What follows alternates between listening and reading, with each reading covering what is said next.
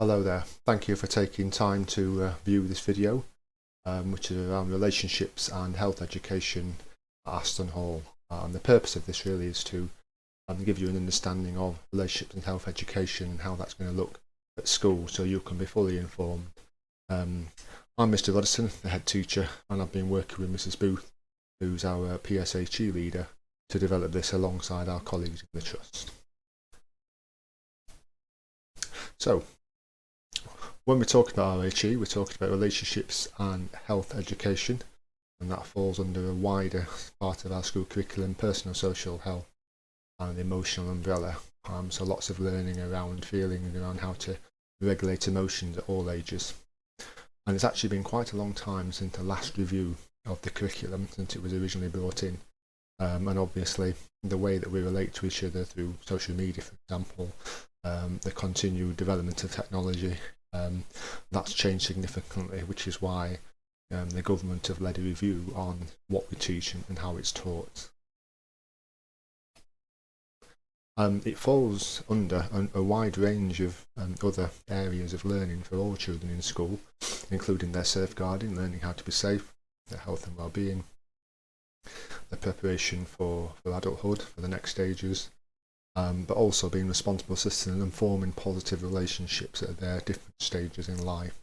So the relationships and health education is really important for children's development. So the new guidance really talks around three new subjects. We've got relationships and sex education, which is the secondary element, relationships education for primary, and then health education, which falls into both primary and secondary phases. This applies to all schools, and regardless of if they're an academy or an LA school or a faith school. And it also sits within our basic school curriculum, so it's part of what we plan and design to be delivered to the children alongside the other subjects that your children will do at school. So, what is this relationships and health education? So, a few bullet points there. It's about the emotional and social cultural development of pupils.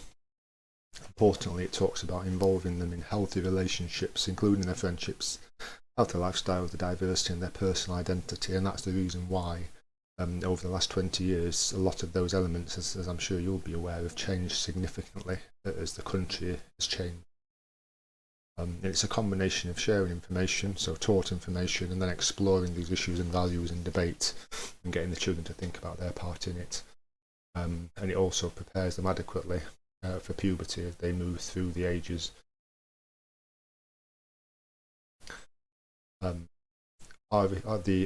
relationships and health education sits under the wider subject of PSHE, as mentioned before, and we use what we call the jigsaw scheme of work. So that's a scheme of work that we use, and we actually use that across our trust to make sure that our delivery is appropriate and that we're meeting the needs of our students. And that provides a framework in which discussion can take place. As mentioned, prepares pupils for elements of puberty, but also wider elements of health and hygiene. It helps them develop feelings of self-respect, confidence and empathy and other emotions that can help them regulate themselves.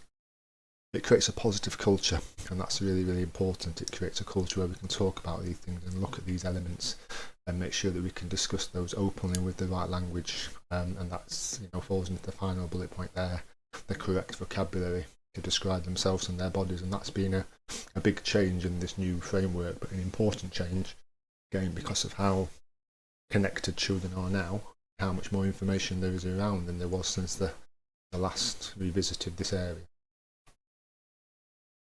It's enhanced through other elements in school, through assemblies, praise and reward systems like we have for attendance or when we're back to our class assemblies, our dojos and learning charters. Some schools have those, and the relationship that we use between ourselves and children and between the adults in school and indeed the children in school.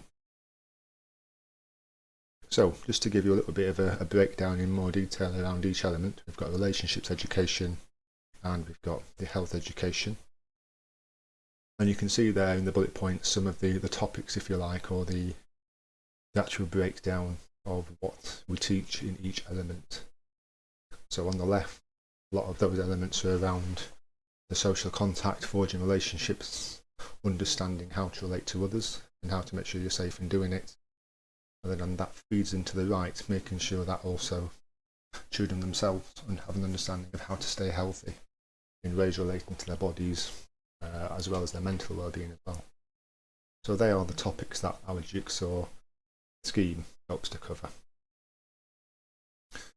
The sex education part of our curriculum refers to human reproduction.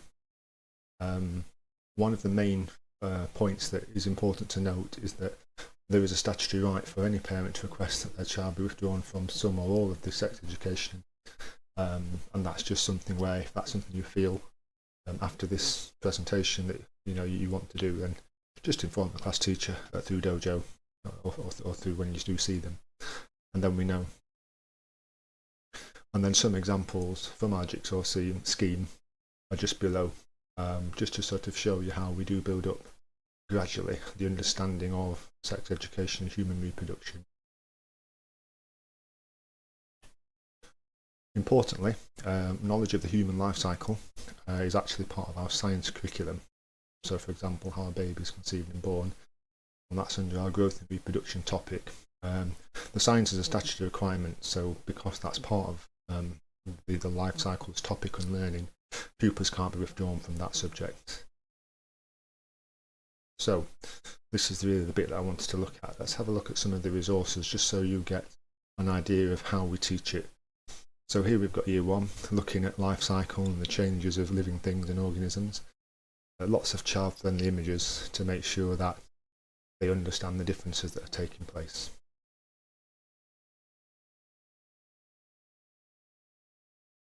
We will then have further resources that carefully and steadily help to equip the children with the language that they need to describe their bodies.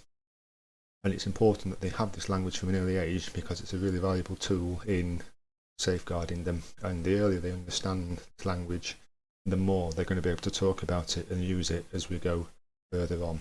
But a large part of the early curriculum and the early discussions are around similarities and differences using these resources.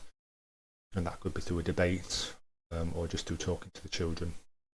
As you can see, the images are very child-friendly for that age. Year 2, the life cycle element becomes more detailed, so we start looking at adolescence, we start looking at how life changes into the older cycle, and we just go into more detail on the sorts of differences that we can see and the things that different organisms do at different stages of their life cycle to show differences. By year 3, we start moving on to elements of the actual pregnancy and how a baby may grow. And it's not only about the nutritional aspects, but also about how to care and to show love in such an aspect. Again, images all the way through help the children to prepare and understand.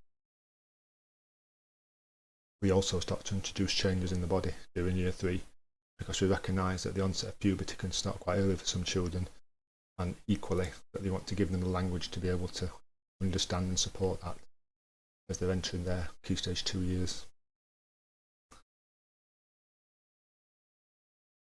We'll then look at changes on the outside and the inside of the body, thinking about how those things are going to be developed, and that's taught alongside animal reproduction, again to show the differences. And at this stage, the conception element isn't part of this particular sex education. You can still see the images are used to be able to give the children an understanding that's based in the factual side of it. Year 4, the same resources are used. We start to look more at actually how the process happens through sort of animated videos about the fertilisation aspect, again talking about that. Also in year 4, we start looking at the menstrual cycle and the sanitary products, because again it's just preparing children for those elements which they may well see.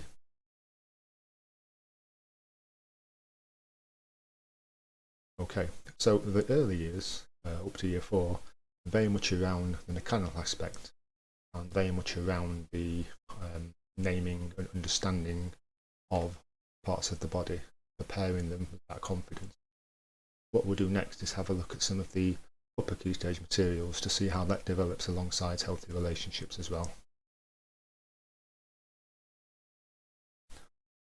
So as we enter into the upper Key Stage 2 years, the focus on sex education, with all the preparation the children have done around the parts of their bodies, the mechanics of it, how that works, being confident about that and not having any worries or anxieties around those elements, because they've really come through school with them right from year one, as we look back at, with understanding and naming parts.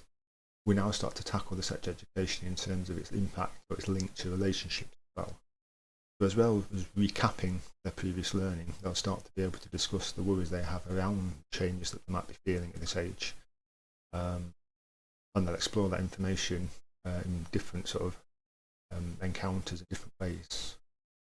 And it's only really when we really start understanding some of these feelings and some of these emotions that we'll then start moving to look at the conception aspect, and that's discussed in the concept of a loving relationship.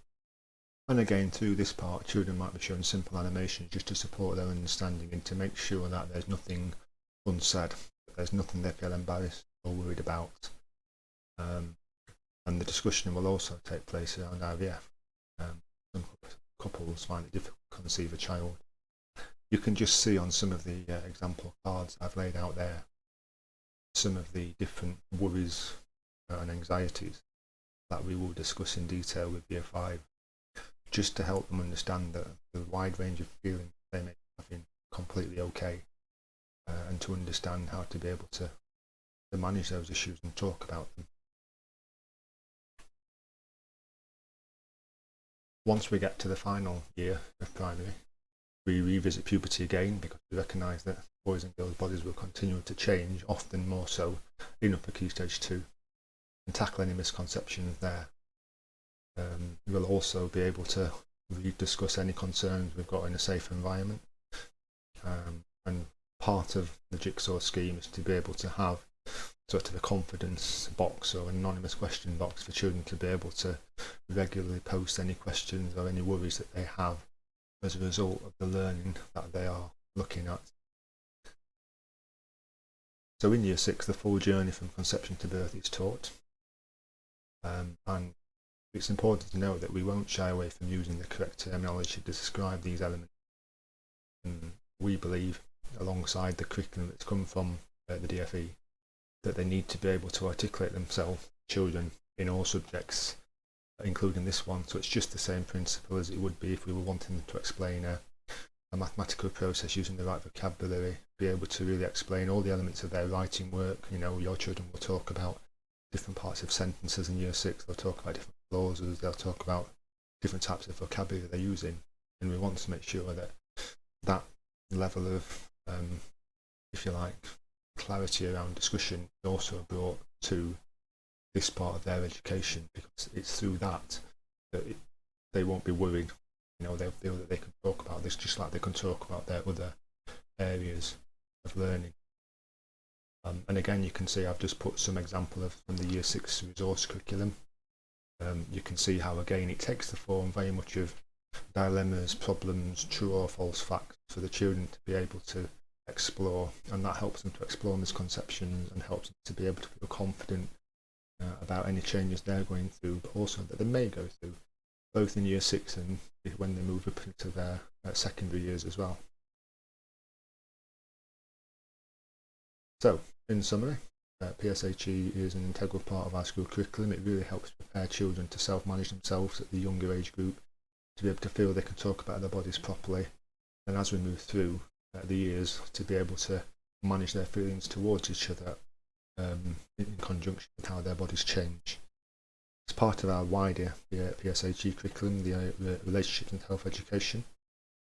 And yes, as I've said, it summarises the changes during puberty and the promotion of healthy and positive relationships. So, I will just go back to the final slide, just for Year 6. Again, just to summarise, a lot of the work in upper Key Stage 2 is around the different, if you like, scenario worries, and that's a key part of how we teach and revisit some of their worries.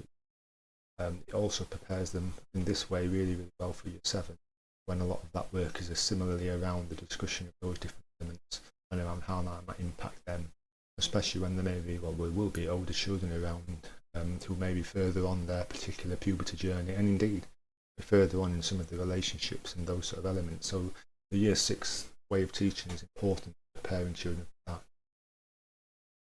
So I hope that's been a useful presentation, just to get an understanding of the reasons why we're teaching relationships in health education, and also some of the ways in which we do teach it.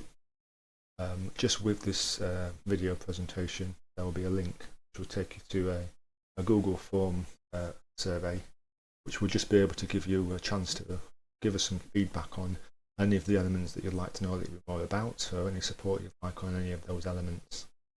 So I hope you find it useful. Thank you very much for the time you've taken to watch the presentation, and I look forward to seeing your feedback. Thank you and best wishes.